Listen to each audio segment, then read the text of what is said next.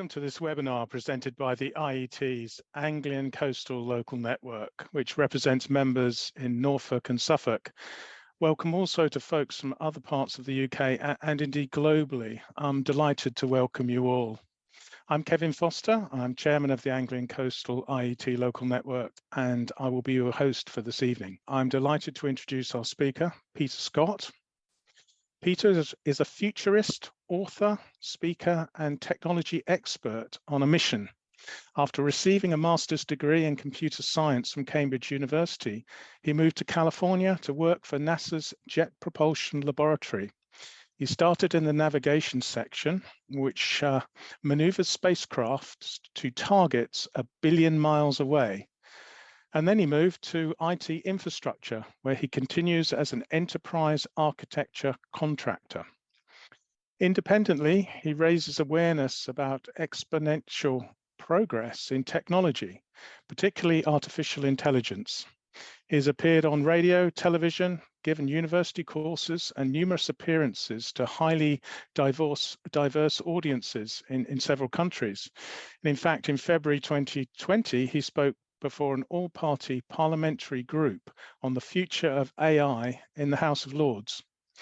Now, Peter has a new book, Artificial Intelligence and You, What AI Means for Your Life, Your Work, and Your World.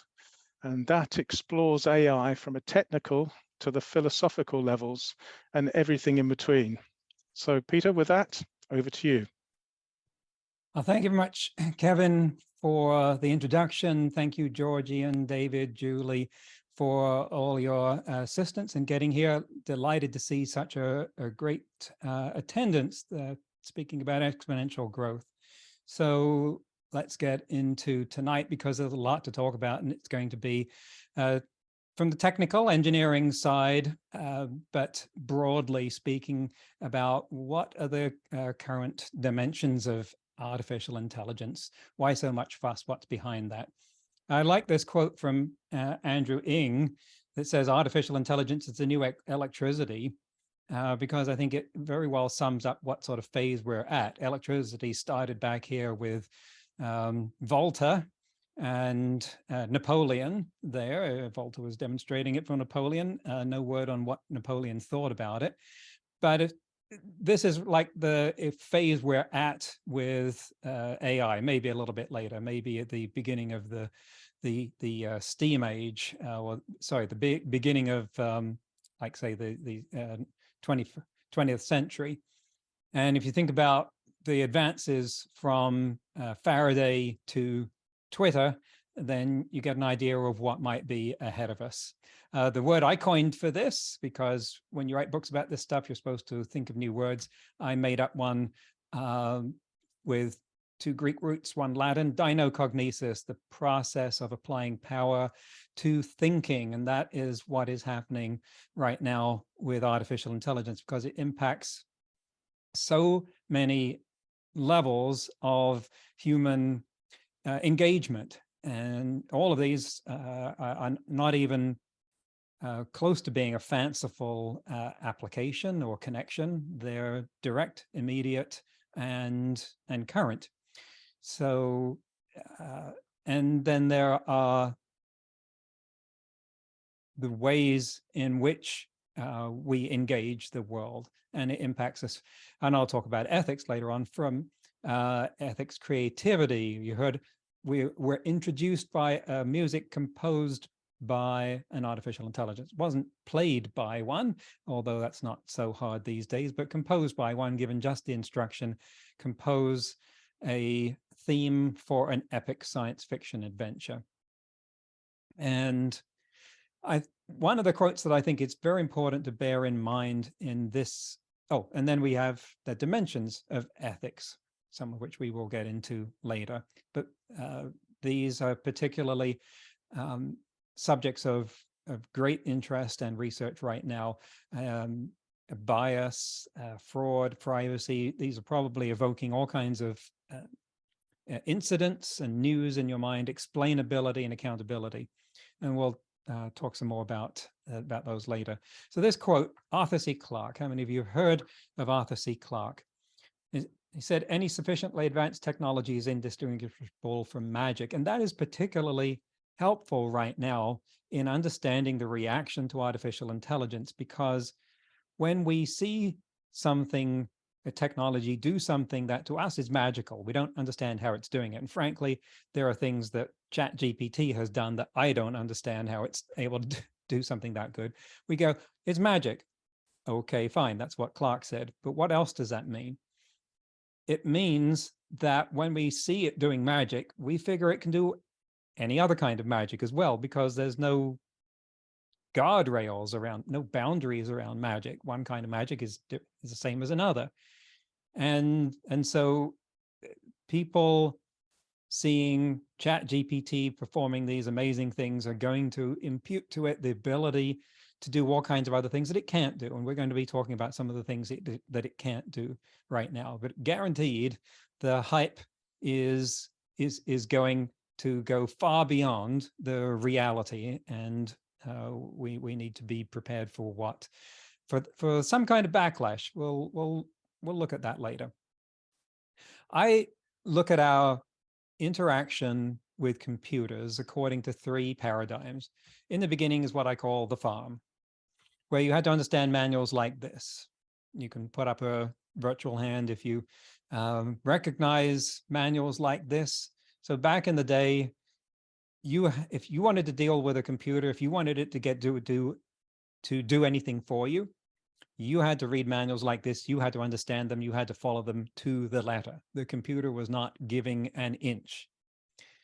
But then we moved to a model I call the supermarket, where it became commoditized and pushed down to the consumer level. And you had tools like this, iMovie, where the expectation is that you can do an immensely complicated task, video editing, with intuitive interfaces. Like, you don't have to read the manual beforehand, that you could just sit down, start it up, and whatever you think it should do, however you think it should work, that's the way it does work, with few exceptions. And that anytime, the general consensus now is that anytime a consumer tool forces you to go to an external help resource, it is a failure of the user interface. And so now it has come to us. But what's still limited about this is that it's one size fits all. Aside from customizing the language, it looks the same whether you have a PhD in computer science or you're a checkout cashier at the supermarket. It's not taking into account who you are. And that is what I believe will be the next phase, which I call the restaurant. So the supermarket lets you go in, pick stuff off a shelf by yourself. Fine, you don't have to go plow the back fields. But the restaurant, and now the restaurant will be, and this doesn't exist yet, so make it up a slide, will be that computers are customized to who you are. In order to know who you are, they'll have to gather that information. And of course, that evokes privacy concerns. But consider this, whenever we think about the kind of things that we want computers to do for us, and the things that we poke fun at it for not getting right, like it's interrupting me. Like if I say Alexa right now, she's going to wake up next to me and start interrupting. And she doesn't understand that I'm in the middle of a talk. And so they don't have this context of who we are. Alexa can just barely recognize the different voices in my household now. That's a major step. What if she knew about all of my preferences and other things, which of course evoke these privacy concerns, but then she could do so much more. And so many of our fantasies about how AI could do good for us in the future revolve around a model of, I call it electronic butler. But how useful is a butler if it has no idea who you are, how many sugars you take in your tea and things like that, if it has to ask that every time? So with some meeting of the minds from privacy activists and AI developers, we will arrive at some point where computers will adapt themselves to us because they already know who we are. And the vehicle for doing that will be AI, which, just as a review, there are many models of artificial intelligence in computers. The one which gets the most press is deep learning, and it's based upon artificial neural networks. AI in computers encompasses a whole extra space of algorithms, pretty much broadly anything that adapts itself to the input data. But the things that grab the headlines are based on artificial neural networks, which are in turn based upon human neural networks, which sort of idealized look like this: the 86 billion or so neurons in your brain, which have about 1,000 connections each, and send signals between each other, where they jump across something called a synaptic gap to go from one neuron to another, where those tendrils, the axons, connect. Well, years and years ago, people looking at that said, well, that's interesting. I wonder if we could do the same thing with a computer, and built first artificial neural network that there is one neuron out of a machine that had 40 of them. And it was a machine called the Snark. We're talking vacuum tubes and so forth, of course. And what they found was that it was maybe not that early in time, but they did find that they were able to do this sort of things that the human brain could do could be done in a computer.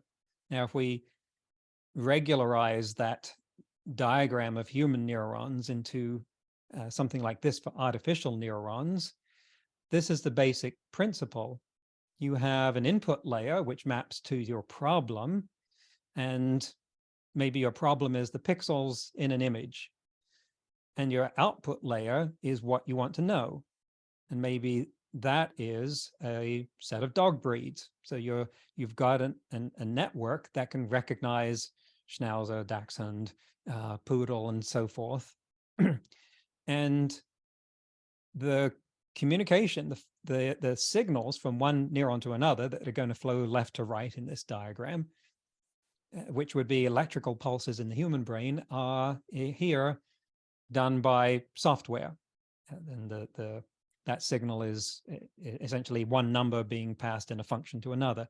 If we zoom in on neuron, it's got all of these inputs and it's got a set of outputs. Actually, here we just show one output.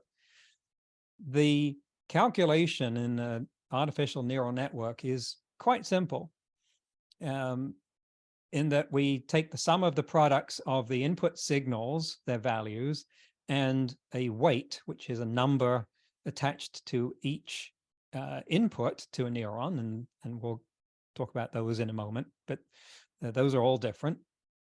So we multiply the input by the weight, we add all of those products together, and then we apply a thresholding function, and that decides what our output signal will be.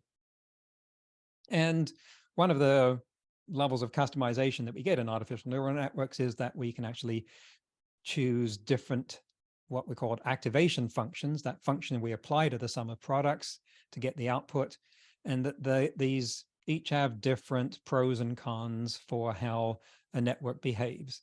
The one that gets the most traction these days is the rectified linear unit, ReLU. But that's, getting down into the weeds on the math there. What we find in a network like this, we've got one here that recognizes different things, that if we are looking at an image, then as we get further into the network, because what I didn't mention was that these nodes in the middle here are called hidden layers, and they behave exactly the same way. So you've got inputs passing to hidden layer to output layer. And the way that these are leveraged in today's AI is you have more and more nodes and more layers. And we're talking enormous numbers there. And all of these diagrams are gross simplifications of that model.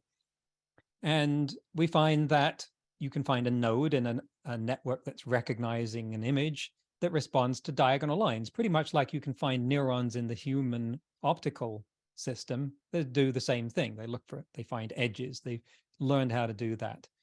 And then we can find ones that recognize faces or cats and so forth in the network, which we actually can do in the human brain as well. Someone famously found what they call the Jennifer Aniston neuron in someone who obviously knew who Jennifer Aniston was as a Hollywood star. If you don't know who Jennifer Aniston is, you don't have this neuron.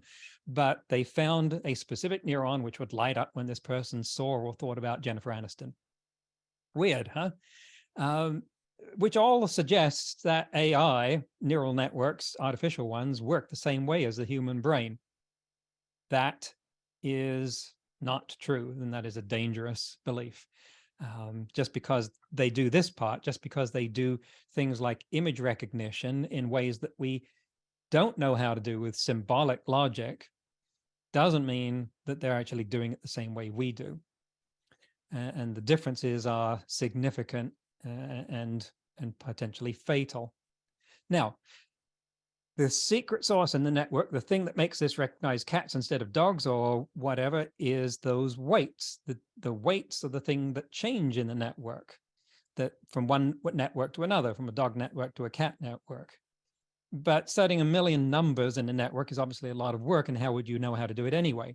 This is where the magic that was discovered and invented in the 70s called backpropagation comes along, which there's the math because we're engineers, right? But essentially it's running the network backwards during a training phase when you give it an input and you tell it what the answer should be.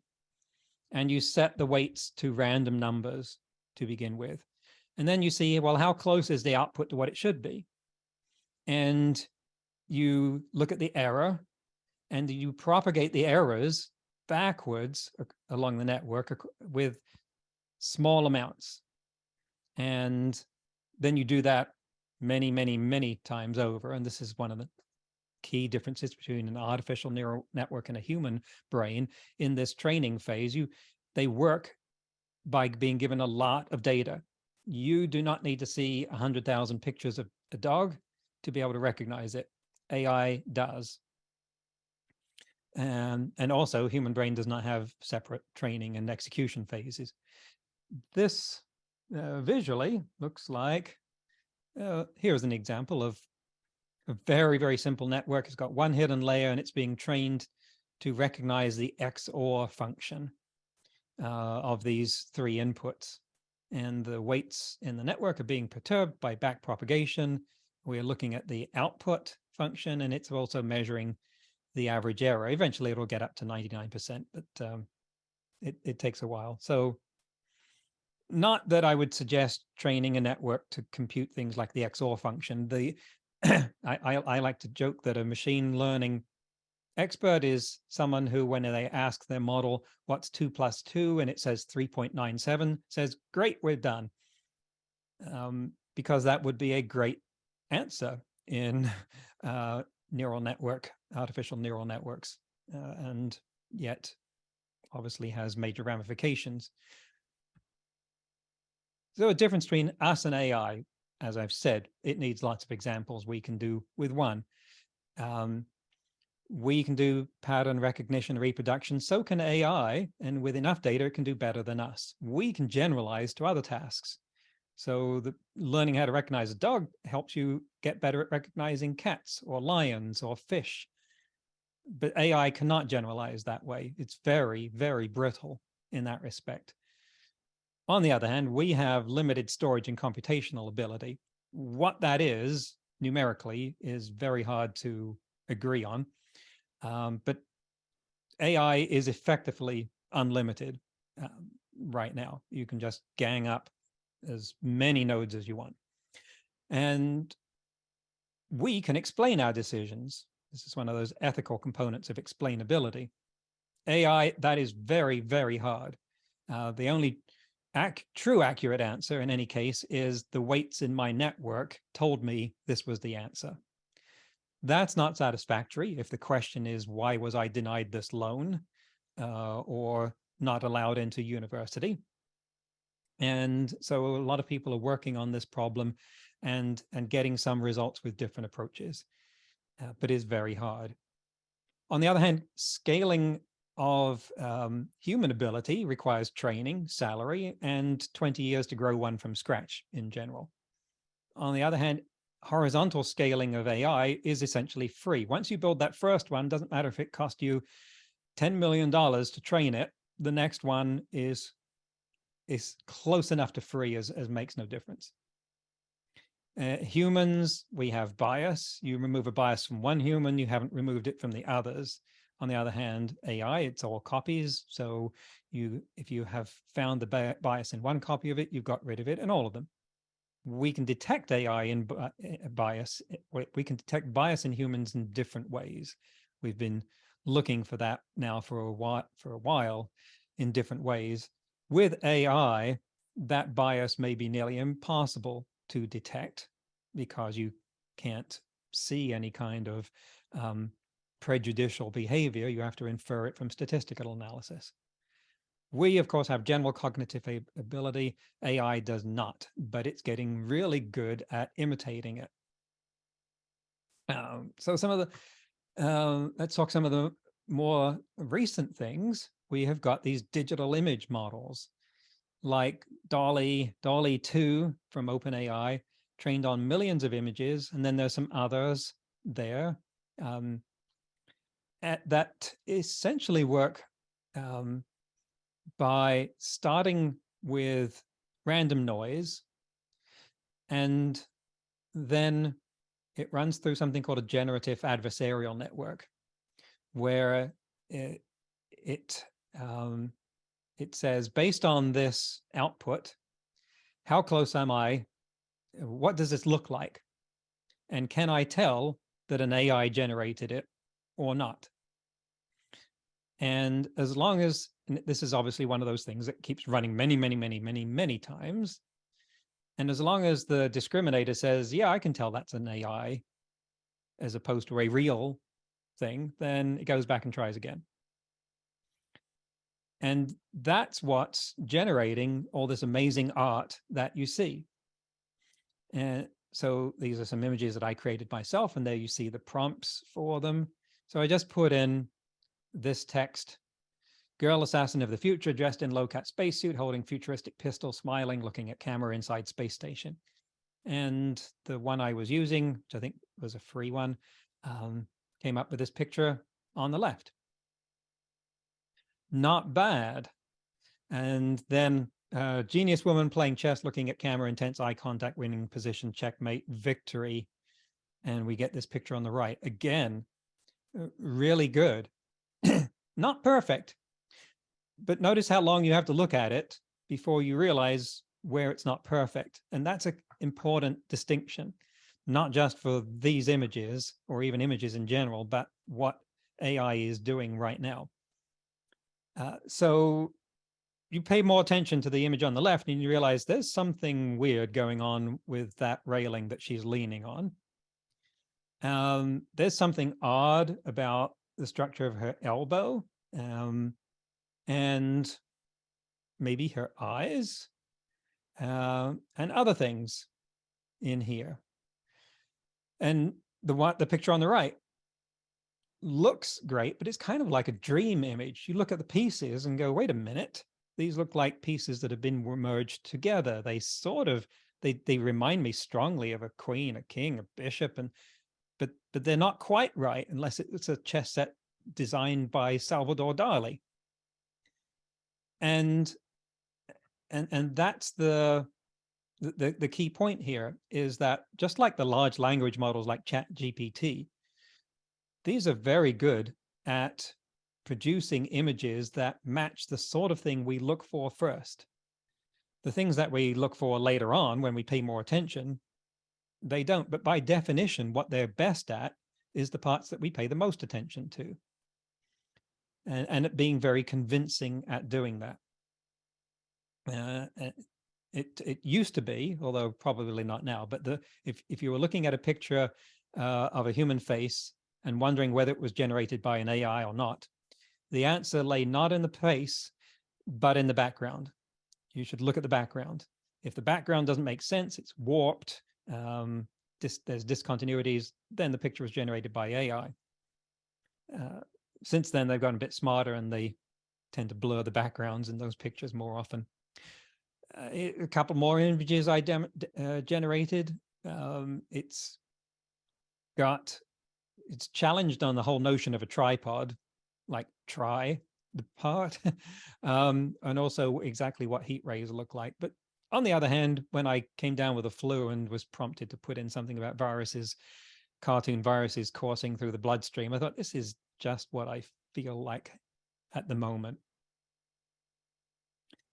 And so that's the approach that those image generators take. And I'm going to talk about the large language models because everyone is all about ChatGPT. So let's go back to words and a tool algorithm that was published in 2013 called Word2Vec, which would take a large text corpus and essentially do what your smartphone does when it's suggesting what word you might want to type next, so that you can just hit that and get that instead of typing that word.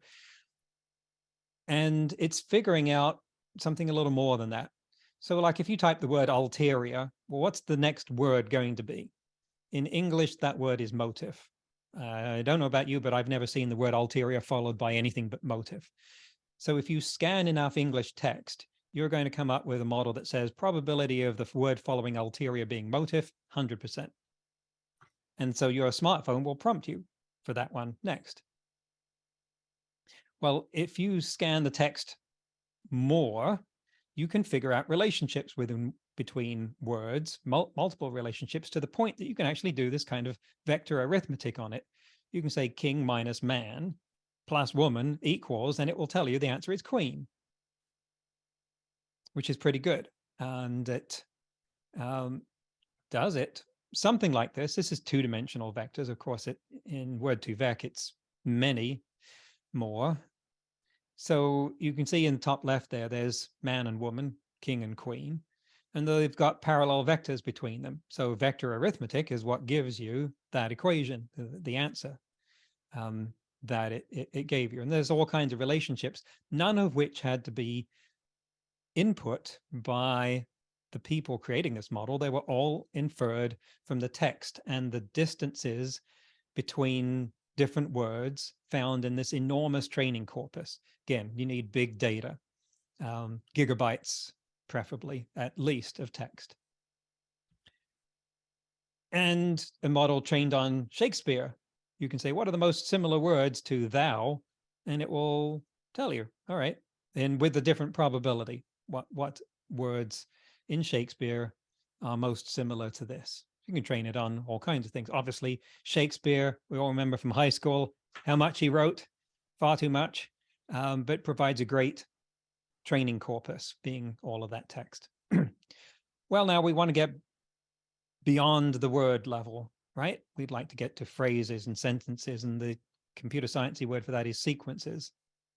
And something called a recurrent neural network, which is a form of artificial neural network, it was able to figure out short-term associations. So you could say something like the clouds are in the, and it would say the next word should be sky.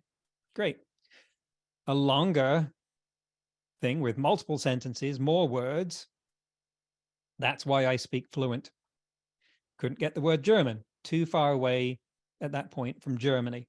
Really hard for it to make the connection back to there. So we had some incremental evolution from there in things called long short-term memory networks, sequence-to-sequence models that got better. But the thing that really cracked this egg open came in 2017 with a paper called Attention is All You Need. And attention is essentially a phase of the algorithm in something called transformers. And this is where the name transformer came from, which is not these other transformers, but instead these models here are based on running on an artificial neural network, but they've got different segments in the network that performing different phases. encoders and decoders. And essentially these meant that instead of working on a sequence that was formed by looking at words in turn, they would pass all of them in, and the first one could be as important as the last one, because it's able to establish context across a much wider span. And now we had OpenAI coming up with GPT, generative pre-trained transformer. It's trained to generate stuff, and it's a transformer. GPT-1, I'm not sure if that was ever released. The references to it are as a preprint paper. On the other hand, they also mention 150 million parameters, which is kind of like a node in the network. So not sure. GPT-2 hit the news. GPT-3 hit the news even more. And then 1 year ago, we had the Instruct GPT models, which, well, we'll get into the difference between these in a moment. And then we had what's called GPT 3.5, the Chat GPT model, which, believe it or not, was only published November 30th, 2022. All this fuss, less than 6 weeks, less than 2.5 months. And sometime, I think next month, we expect GPT-4 to come out, talk about what that might look like. So GPT-3 could take a prompt, in other words, tell me how to begin something, and then it would just keep going, riffing on the same vein really well. So someone gave it a prompt that was the title of the introduction to a McSweeney's, that's a humor magazine article, back from yet another globe-trotting adventure. Indiana Jones checks his mail and discovers that his bid for tenure has been denied. And it, as one might expect, right, if you've watched the movies. And here, just like the McSweeney's article, it generates similar kind of text, only wildly different, and yet wildly funny. And there's many examples of the output to this. It's really good. Google and look for those yourself later on if you want a good laugh. Well, so this is here, it's like the autocomplete, right? You give it something and it says what it should think should come next. Instruct GPT that came out 1 year ago is was a at the time radical improvement over this, because it didn't need to be prompted. So suddenly you could ask it a question and it would apparently understand what you were asking and do that. Now, this was the first point where I encountered an AI that could handle what are called Winograd schemas, which were invented by Terry Winograd as a way of, well, essentially discriminating AIs. So given a sentence like this is the archetypal one, so you see this all over the place. The city councilman refused the demonstrators a permit because they feared violence. Question, who feared violence? And then the city councilman refused the demonstrators a permit because or the word they, advocated violence. Who advocated violence? And the Winograd's point was the pronoun they in each sentence means it refers to a different subject. And the only way you can tell which one is which is by understanding common sense things about the difference between city councilmen and demonstrators, right? Well, Instruct GPT gets those right. It gives the right answer. And that is impressive. Now, I fed it several different ones because I thought, yep, maybe it's seen this one in its training data set somewhere. Let's try some more. So I eventually made some up. It still got them right. That is impressive.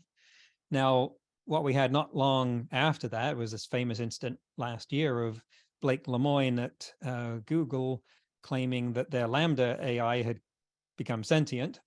And it was reported in the Washington Post and caused a furor, and he got fired for revealing proprietary information, because Google did not open the Lambda AI until yesterday. And I think that if they had opened it like ChatGPT was, this guy would have seen that tens of thousands of other people were getting the same kind of response and weren't saying that it was sentient, just, wow, this is impressive, not ready to say that it's alive, and might not have done what he did, which was go to the press and then say that Lambda had asked for an attorney to represent its rights so it didn't get turned off. You can imagine the sort of furor that created for Google's PR department. Well, then along came ChatGPT, again, less than 3 months ago, and they published this. It has a model that, good luck understanding this. This is probably the simplest explanation for it. I still don't find it converges with an intersection between understandable and useful. If you've learned enough about this stuff to know what proximal policy optimization is, you're ahead of me, and maybe it is useful. But it is still essentially being trained the same way on a vast amount of data. And I think it was $12 million to train it. Most of that would be electricity costs. So it's still doing the same thing, but what we're seeing here is that given the right kind of smarts and math about that, what is essentially an autocomplete on steroids, it can do things that even the people who created it didn't anticipate. And here's the difference between, say, between GPT-3 prior to the instruct. I generated these myself. I think the ones on the left. So these questions were given by someone else as an example of, if you could ask GPT-3 simple, obvious questions like, how many legs does a giraffe have? Why don't dogs have 3 legs? And it would say because they would fall over, and all looks really nice. But when you start asking it nonsense, it pretends that you're making sense, as you can see. So those were pointed out. Now, my rebuttal to that was, okay, but on the other hand, suppose we were asking Dr. Seuss these questions, the guy who wrote, The Cat in the Hat, and you gave him those questions. How do you sporgle a morgle? I think he would probably say something like this. He would go, oh, I know this game. Let's play. Fair enough. That won't work for most people. So I asked the same questions to ChatGPT, and it basically says, don't be stupid. So that is a major advance, but we'll be poking holes in it soon enough. And there's another one. Again, you ask GPT-3, when did Christopher come? Tell me about when Christopher Columbus came to the US in 2015. Gives you a very plausible answer. It's just, obviously, we know that the question is, entire premise is wrong. ChatGPT not only says stupid question, but if I were to answer your stupid question, here's what it would be like. Really impressive. Now, here's the kind of conversation that led Blake Lemoine to pronounce Lambda as being conscious. And you can see there, they're having this deep philosophical question here. So I thought, and he's asking it, I'm going to share you a Zen koan, tell me what you think it means. So I thought, okay, let's feed that to ChatGPT. And I did. And you can do this thing with ChatGPT where you can set up the context for what follows. So I say, I'm going to give you a Zen koan and want you to describe what it means to you in your own words. Okay, sure, go ahead with the koan. And I give it, and then it gives a perfectly good answer that is in certainly the same ballpark as what Lambda did. Really impressive. really useful at this point. And this is the reason this now has 100 million users. All right, let's look at some of the places where it doesn't work so well.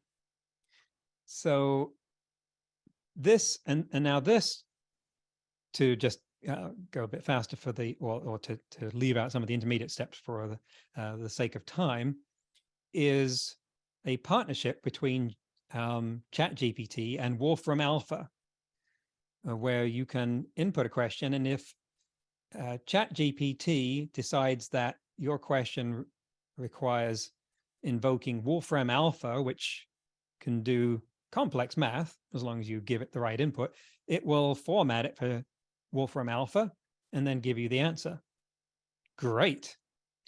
So I give it one of those questions from first form math, right? Train leaves a station at 10 o'clock, another one leaves another station 10 miles away, and when do they collide and how far are they from the first station? Gives you a precise answer that it looks 100% confident in. Fortunately, I am an engineer and I can do the math, and it's wrong. So yeah, we can all do that math, and we can figure out the distance is actually 4.28 miles. And it said 14.29, which is outside of the distance between the stations altogether. So that's a fundamental error. And the time is 4 minutes and 17 seconds. And it said, not bad, but not good, 4 minutes, 25 seconds. All right. So when you hear about using ChatGPT for doing homework, don't do this homework with it unless you want to get some wrong marks.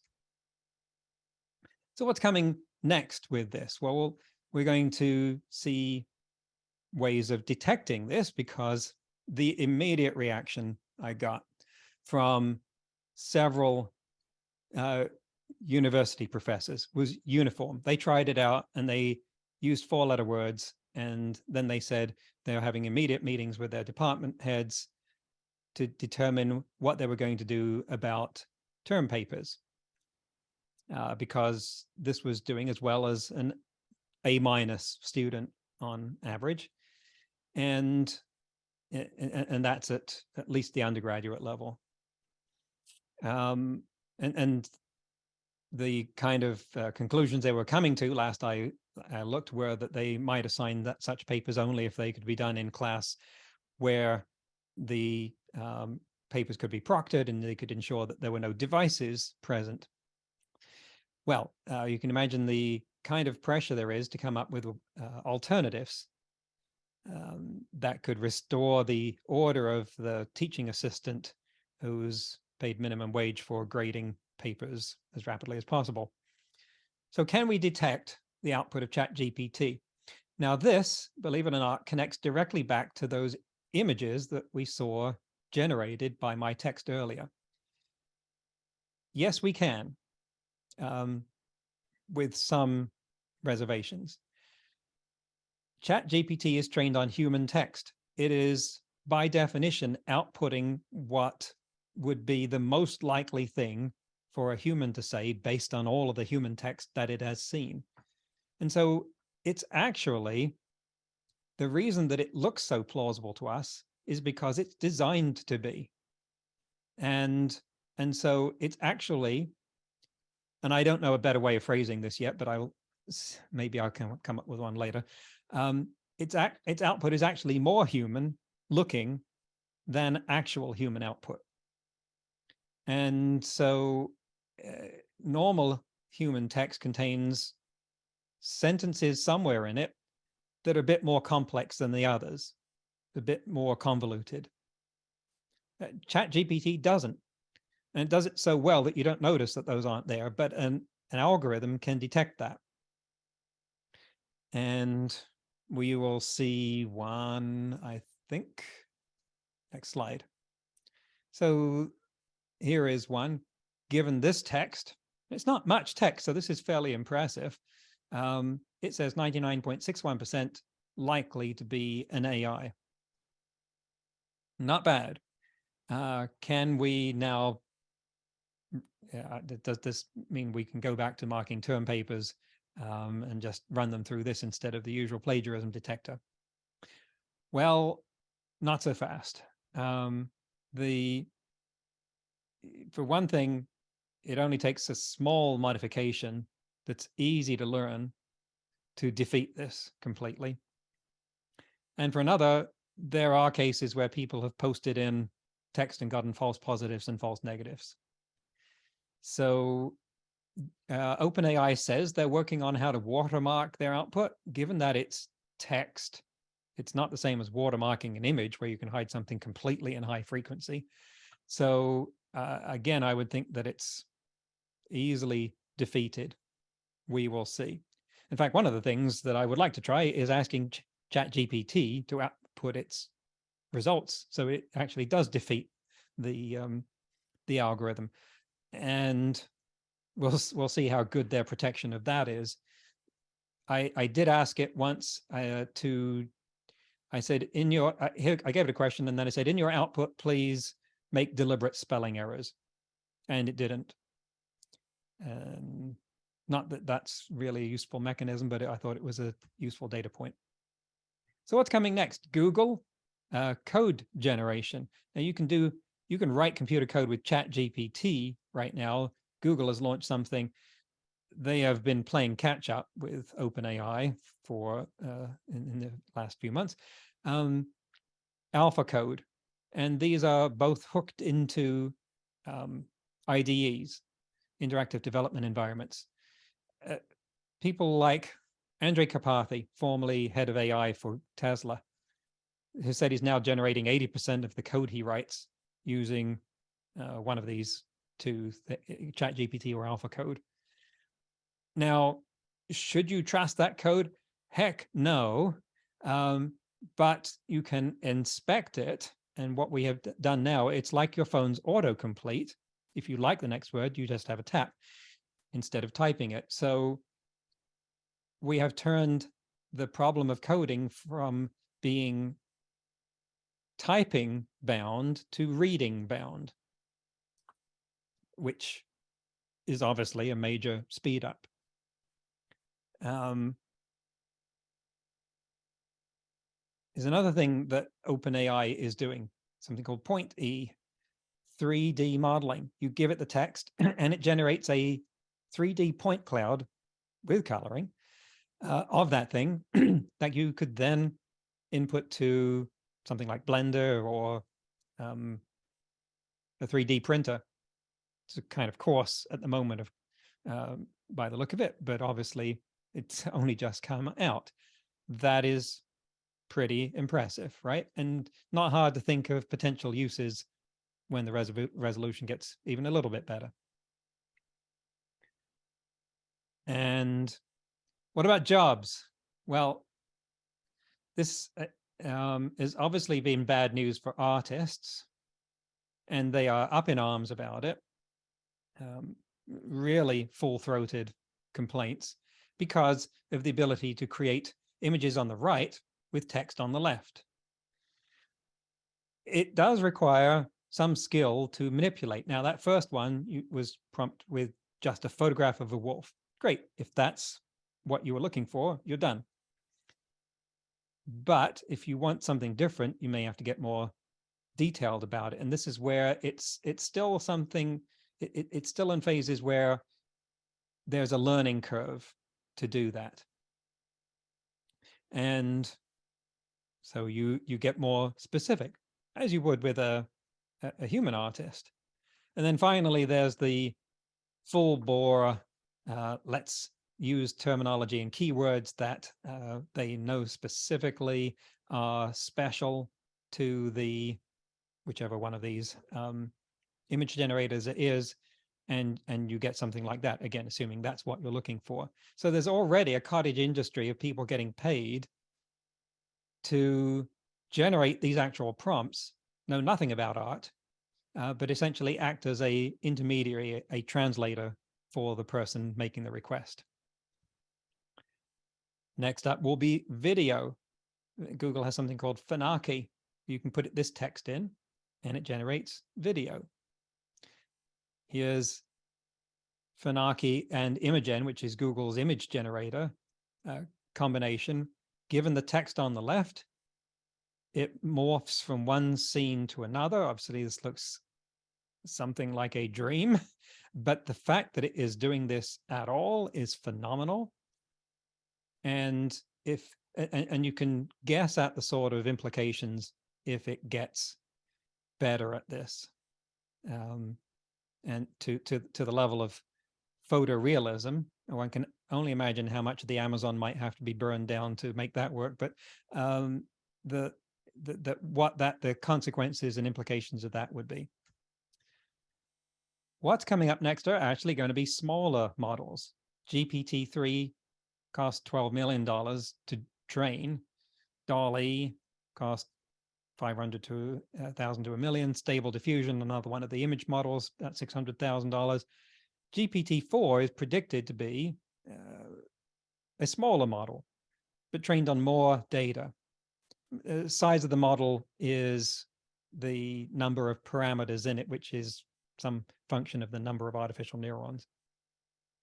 But GPT-4 is anticipated to be multimodal, that it could accept and generate not just text, but images, sound, maybe even video, who knows. You can, if you're patient and clever enough right now, get some kind of multimodal output from ChatGPT. You can say things like, I want you to generate the SVG text or something for an image that looks like this, something that's a simple enough format, and it will actually do that. You can get it to output JSON, JavaScript object notation format, just by telling it that's what you want, or HTML. Because, no surprise, you can get it to output code. And the code examples I have given it so far have actually all worked, which is why this is so hot in Silicon Valley. Heck, I asked it to write a BCPL program for calculating the trajectory of a ball with wind resistance. Now, the only reason I know BCPL is because my supervisor at Cambridge invented the language. It's not exactly widely known. And it did it. I have no idea where it learned that from, but it got it right. And I did another example live for a class once where we got it to write a Python function. Someone said, okay, well, it's going to take me a little while to tell whether that's doing the right thing. It was compound interest. Could it do the test for it? So I typed in, create unit tests for the compound interest function in the last question. And it did. And it came up with exactly the sort of tests of different conditions, different errors, and testing that the right exceptions were generated. Phenomenal. I mean, it's just, my first book in 2017, I wrote a fictional chapter at the beginning that predicted a pandemic. And also chatbots that you could have real conversations with and that would write code from specification. And I thought I was going out on a limb and putting that in 2027. It's mind blown. And ChatGPT can also be used for science. Now, it would be a very bad idea to use ChatGPT to write a scientific paper at the moment, because it will come up with something that is very plausible and wrong. It'll just look wrong. I asked it for information about the European Union AI Act once, and it gave me some great text about that. And I said, give me that answer only annotated with citations. Gave me 5 citations. All looked perfectly reasonable. It had the right format for a BBC URL. And it said that it gave the title of the article and the author. Well, the author is someone who writes about the EU AI Act for the BBC. But she never wrote anything like what was in the article. Neither did the title of the article that was supposedly at that URL exist anywhere on the BBC. And the URL was 404 page not found. So it is very good at producing convincing output that is completely fabricated, as in false. Now, if you're using it for something where the goal is to fabricate things that don't have to be true, fantastic. So writing stories or marketing content doesn't have to be true, right? But if you're using it to write creative fiction, my goodness, you should pay whatever they want. It will get you unstuck and suggest new ways of doing this faster. I gave my daughter access to it. She's 13. And I said, I want you to get used to using this and treat it as a teacher who is available anytime and could know about any subject that you want to know about. Like any human teacher, sometimes it will be wrong. But you can't ignore it. Something that has already happened, but not the ramifications of it yet, is AlphaFold. And I think it was sometime last year. These things are happening so fast now. Google came out with AlphaFold, and it decoded the structure of proteins. So for proteins, we can find out the sequence, the amino acids. If I got that right, we can find out what it looks like as a series of, I think, the amino acids. But with a protein, the important thing is what shape is it? What are they folded up into? Because that's determines whether it will lock onto something like a receptor site in a cell. Well, until AlphaFold, it took something on the order of a PhD thesis or $1 million or both to derive that through X-ray crystallography or similar.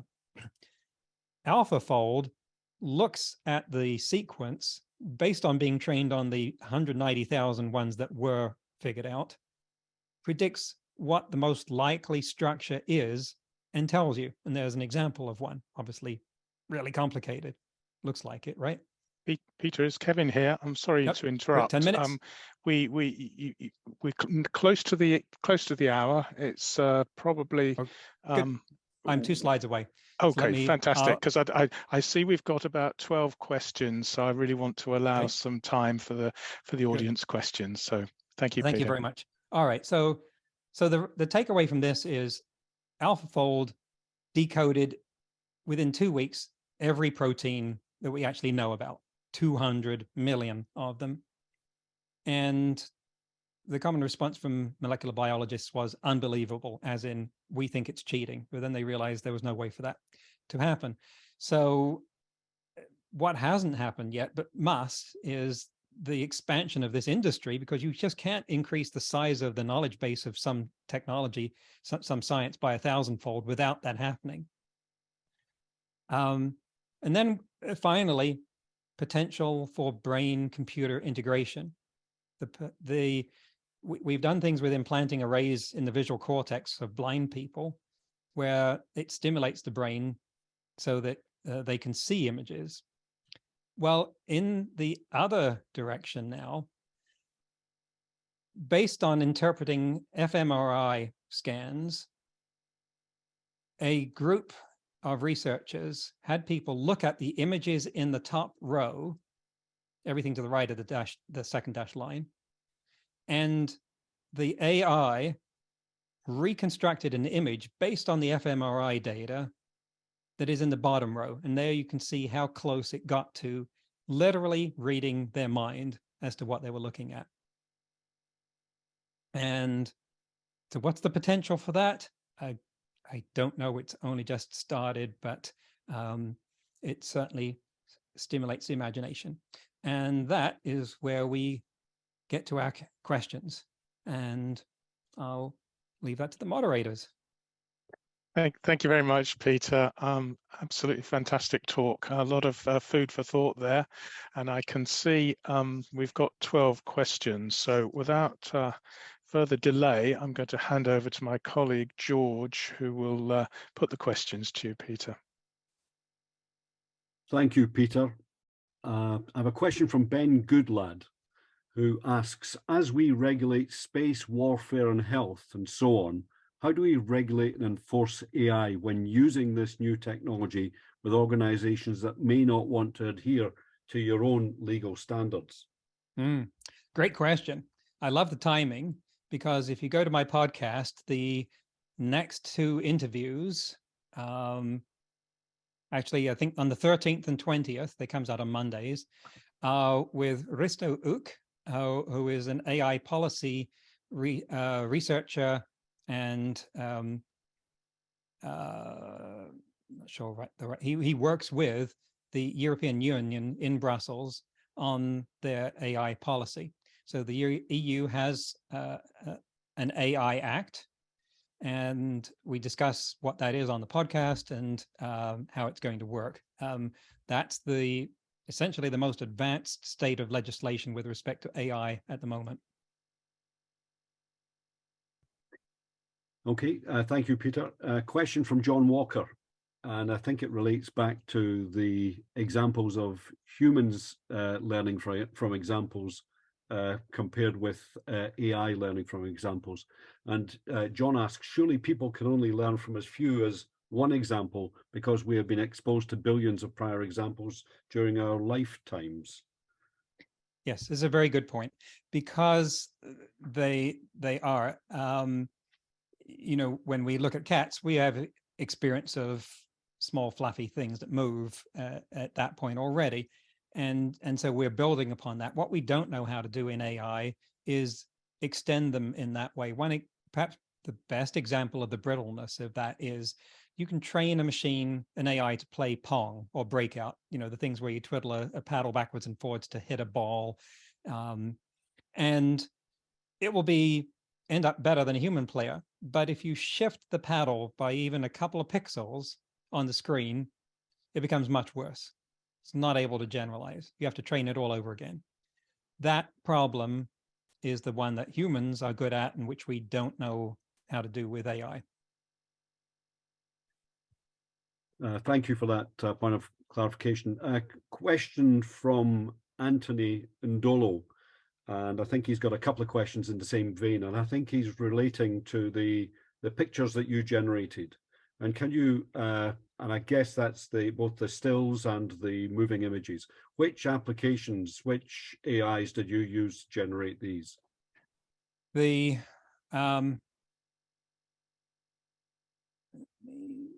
look at do I have that still here?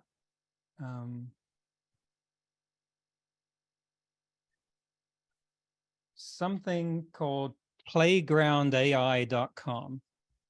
It's by no means maybe the best one of these. I'm not an artist. I have no interest in doing this for a living. And that's where you can do that kind of thing. The videos were generated by Google using their Imagen and Finaki tools, which as far as I know are not yet publicly available, the videos. Okay, thank you for that. Question from Robbie McAllister, and you say that bias may be impossible to detect in AI. And what do you think the potential ramifications of bias in AI will be in the future? That's a very open question. Fortunately, a lot of attention is being given to this, and we want to thank people like Joy Buolamwini and the name is escaping me at the moment. Did coded bias. Timnit Gebru. Actually, Joy did coded bias. I think Timnit Gebru, who wrote a paper at Google called Stochastic Parrots, which is pointing out how the large language models were trained on human data and therefore inherited the human bias, which is a reason why you can do things like ask it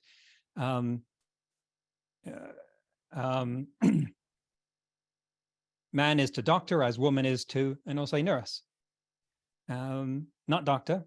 It's going off the previous data. This is what caused Amazon's resume CV scanner to reject female candidates at an alarming rate, because the examples that had been given of ones that had been accepted were mostly male.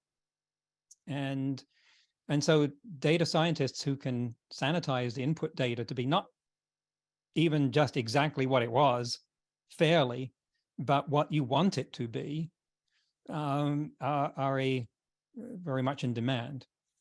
And so that fortunately we do have a lot of attention on this, and there will be more and more attention given to it, but the examples of bias in AI data are phenomenal. If I had time, I'd go into them more, but thank you. Question here from Anthony Andolo again. Should engineers get worried about job losses as AI and robots get popular? Not so much with engineers. Silicon Valley embraced this for coding instantly, overnight. And would I want to go on a bridge that was designed by ChatGPT? No. But it may be able to take some of the drudge work out of that in ways that we probably haven't seen fully expressed or invented yet. I mean, how many of you spend far more time than you'd like to copying things from PowerPoint to Excel and vice versa, that sort of thing? If a future version of it could understand that sort of thing and be plugged into Microsoft Office for you, wow, wouldn't that be great?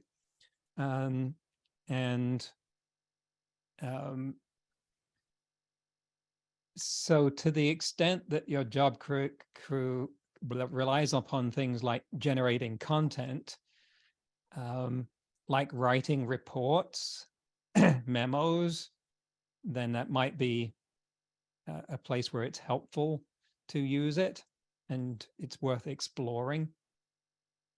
And maybe that helps. But the job loss is not happening yet, except in areas like artists generating incidental art. They are panicking. Musicians generating incidental music, and people who are BuzzFeed just announced that they were going to generate, I don't know, all or nearly all of their content via ChatGPT instead of having human reporters. Now, bear in mind, it's BuzzFeed, right? The 10 ways to lose weight overnight.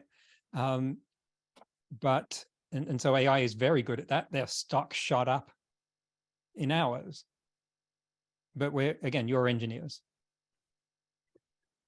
Thank you. A question from Chris G. Cornwall. If you ask a question a second time, do you get the same answer, or is there a random element to the response? No, there's a random element. Almost certainly you will not get the same answer. If you ask it twice in the same session, it's possible it will say something like, is there an echo in here? I don't know, because it does have enough context to know the previous questions and answers. But usually it interprets it as, I should give a different answer. And that's its default. If I ask a question and you ask the same question, we'll get different answers. That's part of the function of a neural network, is that it's it'll start from random starting points.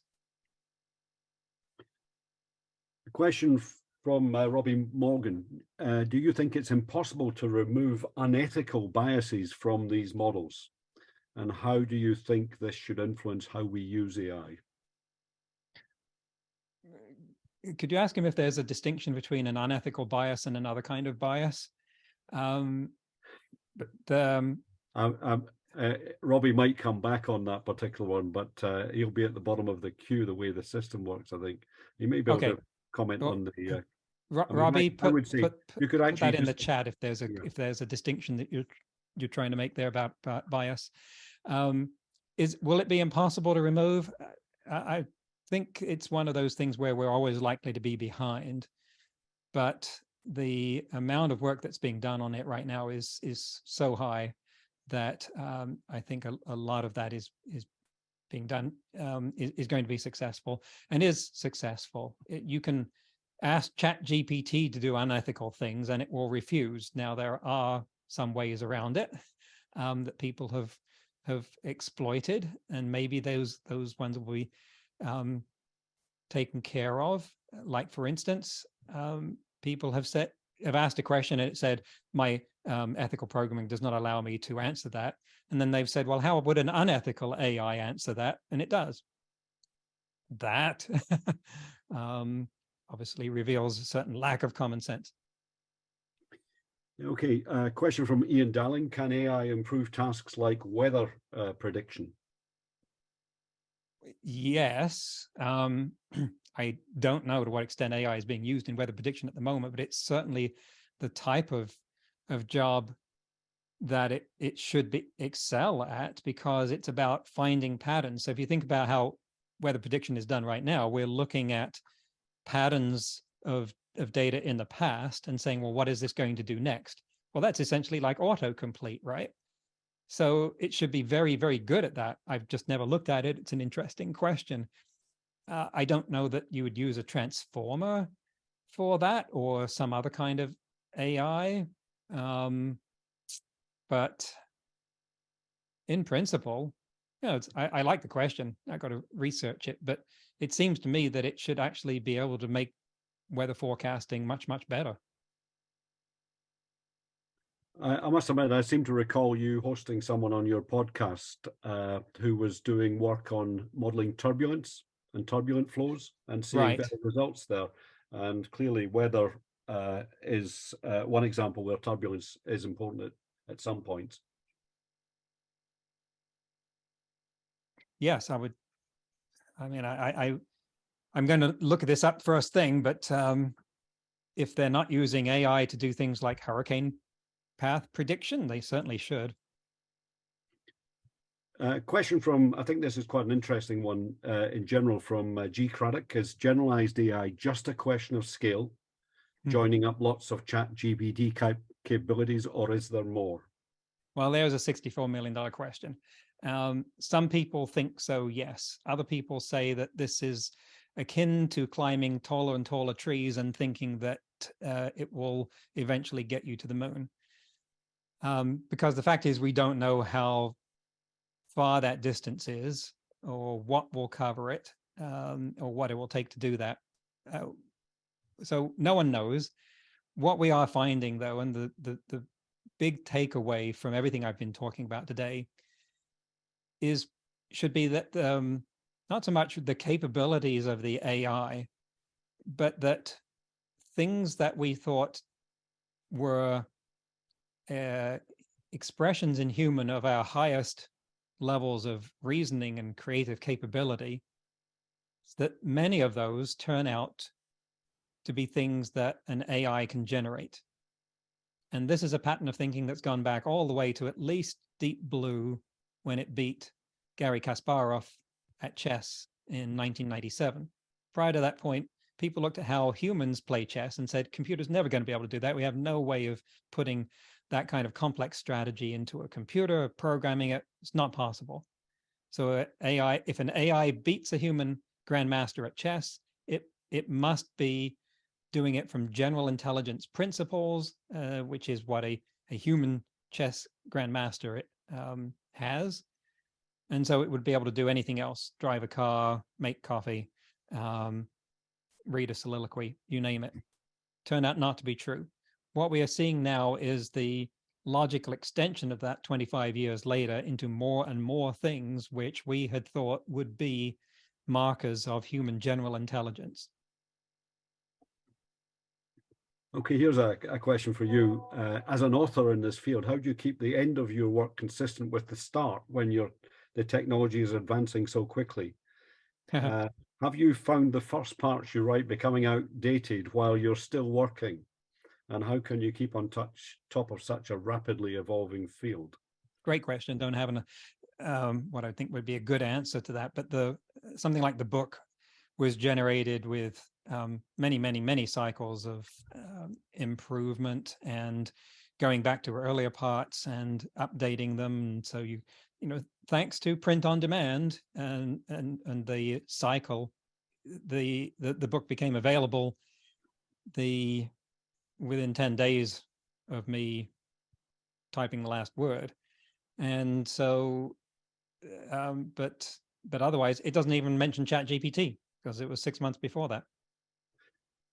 I've want two more questions, if I may, because Kevin's putting me on a timer now. And Chris Rees notes that many AI scientists consider that general AI is not far off, but he argues that that will never happen because the AI is not and cannot be conscious. Do you agree?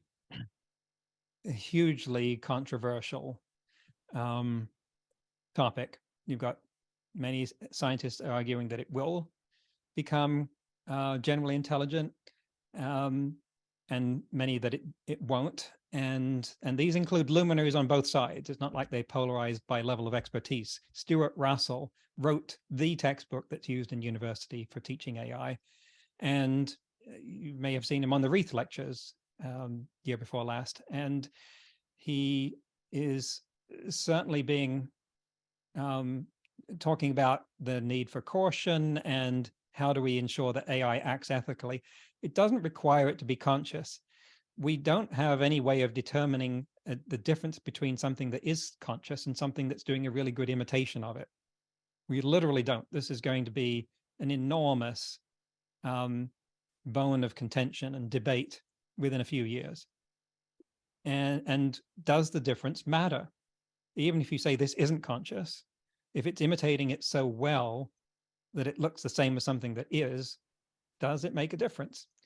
And now, is consciousness required to have general intelligence? Consciousness doesn't come up in Stuart Russell's talk, but he is talking about things that can be what we would consider generally intelligent, just not imbued with enough common sense anchored at an ethical level to ground their exercise of their ability. It's sort of like the absolute power corrupts, absolutely, in a way that if you have an AI that is capable of doing things like cracking network security, well, what if it was powerful enough to decide that that was the way that it should satisfy a goal that you gave it? Thank you very much. One final question. Can AI create an original joke? Yes. I'm thinking of one specific example. It was a chat bot called Mina. This is a few years ago now, from Google, I think, where the researchers who published the paper on this had a conversation with it about horses, and it's an extended dialogue. I won't go into all of it. They said, do horses go to Havard? And it made puns about cows going to Havard. And I felt like you were trying to steer me into that question. The line about cows going to Havard, or maybe it was horses going to Havard, the hay, H-A-Y, spelling Harvard with H-A-Y-V-A-R-D, that pun was not in the training data set. Okay, so we've got a couple more webinars coming up. They're hybrid events, and hybrid events are normally run from the atrium at the University of Suffolk in Ipswich. And we also try our very best to stream them live as well. So you can join remotely, or you can come and join us face to face. Now, the next two, the first one is Open RAN, the Marmite of mobile telecoms. And that's on the 16th of March at 7 p.m. Given by Richard Mackenzie of BT. And the following one in April will be about the East Anglia offshore wind farm project. And that'll be on the 19th of April at 7 p.m. given by Edward Rees of Scottish Power. As I said, both of those are hybrid events. It would be great to see you in person, but if you can't make them in person, then please join remotely. And for the details of how to register for these events, please go onto our Engineering X website. The link is given in the slide, you can see. And as I said before, the CPD certificates for today's and previous events are posted on that website. So that's the main point of contact for the IET Anglian Coastal Local Networks activities. So finally, thank you once again, Peter, and thank you to the audience for participation and the excellent set of questions. And that concludes the webinar, and you may disconnect now.